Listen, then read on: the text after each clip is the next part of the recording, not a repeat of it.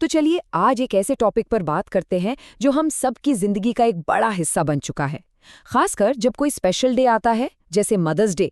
हम सबने नोटिस किया है ना कि इस तेजी से बढ़ते डिजिटल जमाने में मदरहुड यानी मातृत्व को सेलिब्रेट करने का तरीका बिल्कुल बदल गया है। एक अजीब सा प्रेशर फील होता है आजकल। जैसे ही कोई खास दिन आया, सोशल मीडिया पर एक रेस सी शुरू हो जाती है।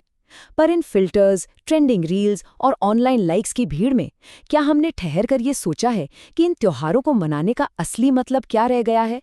ये एक ऐसी कहानी है जो लगभग हर घर की बन चुकी है और इस पर खुलकर चर्चा करना आज के टाइम में वाकई बहुत जरूरी है। तो यहाँ सबसे बड़ा सवाल ये उठता है, क्या एक वायरल पोस्ट सच में प्यार को साबित करती है? मतलब, क्या दुनिया को दिखाने से सच में स्नेह की वैल्यू बढ़ जाती है? आज की इस चर्चा में हम इसी बात की गहराई में जाएंगे। हम समझेंगे कि पब्लिकली प्यार दिखाने और एक निजी, आंतरिक जुड़ाव होने में आखिर कितना बड़ा फर्क है।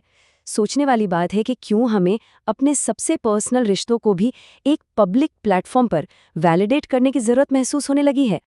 पहले हिस्से में बात करते हैं इस डिजिटल स्पेक्टिकल यानी इस डिजिटल तमाशे की और देखते हैं कि ये कैसे हमारी सोच पर हावी हो रहा है। आजकल सोशल मीडिया पर कुछ चीजें बिल्कुल सेट पैटर्न बन चुकी हैं। हर खास मौके पर हमारी फीड्स लगभग एक जैसी तस्वीरों से भर जाती हैं। लंबे लंबे इमोशनल कैप्शंस, फूलों के महंगे बुकेज या फिर किसी फैंसी रेस्टोरेंट में ली गई परफेक्टली एंगल्ड सेल्फीज। हम अक्सर अपनी बचपन की पुरानी तस्वीरें ढूंढते हैं, उन्हें फिल्टर लगाकर एडिट करते हैं ताकि एक परफेक्ट इमेज बनाई जा सके। ऐसा लगता है जैसे एक फास्ट पेस्ड कियोटिक स्क्रोलिंग चल रही है जहां हर पल तस्वीरों में परफेक्टली फ्रेम किया गया है। पर सच कहूं तो इस परफेक्शन के पीछे एक अनजाना सा दबाव छिपा होता है। बाकियों जैसा दिखने का दबाव, बाकियों जितना प्यार ऑनलाइन जताने का दबाव। अब देखिए, पब्लिक में आभार व्यक्त करना बिल्कुल ठीक है, इसमें कोई बुराई नहीं है। अपनी खुशी दुनिया के साथ शेयर करना एक ह्यूमन नेचर है। लेकिन जरा सोचिए, इन खूबसूरत फिल्टर्स और लाइक्स की गिनती के बीच आखिर मिस क्या हो जाता है? रील्स और ऑनलाइन वैलिडेशन की इस दौड़ में क्या हम अपना असली, बिना फिल्टर वाला इमोशन कहीं पीछे छोड़ाते हैं? समाज अक्सर एक बहुत ही सिंपल लेकिन डीपली सच्ची बात को इन वर्चुअल तारीफों के शोर में भुला देता है। ये हमें हमारी चर्चा के दूसरे हिस्से पर ले आता है, वैलिडेशन का भ्रम।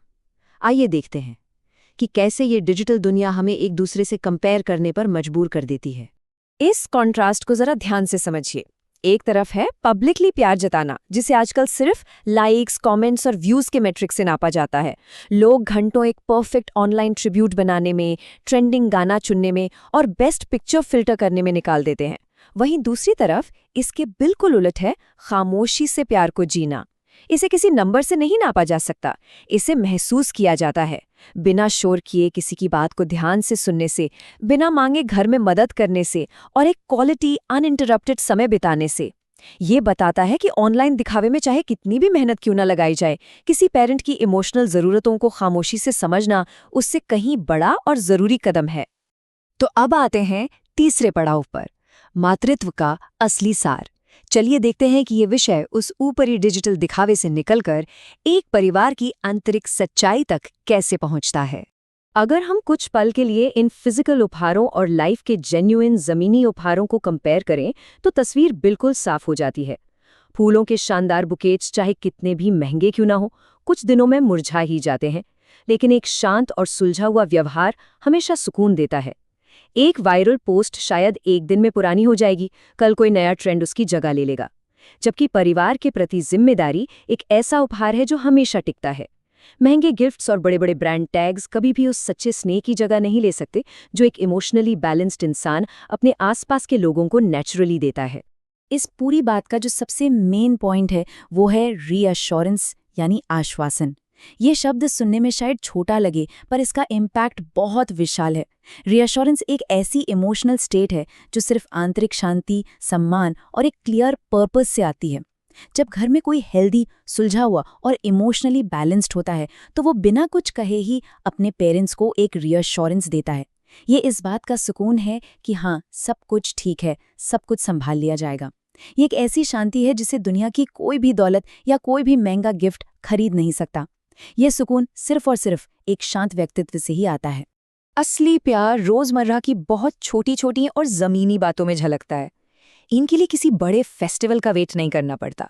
जैसे दिन के आखिरी में कुछ पल बिना किसी मोबाइल स्क्रीन के साथ में बैठना, पूरी ईमानदारी से बातें करना, बिना एहसान जताए घर के कामों में हाथ बटाना और छोटी छोटी बातों पर आभार दिखाना। ये रोज के सिंपल एक्शंस उस आंतरिक शांति को दर्शाते हैं।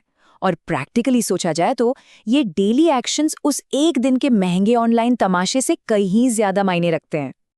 अब हम आते हैं अपने आखिरी और चौथे हिस्से पर, एक टाइमलेस ट्रिब्यूट यानी सच्ची श्रद्धांजलि। यहाँ थोड़ा ठहराव लेना जरूरी है ताकि उस अनंत, ना बदलने वाले कनेक्शन को समझा जा सके। सबसे बड़ा गिफ्ट किसी स्पेशल ओकेजन पर दी गई कोई फैंसी चीज नहीं होती।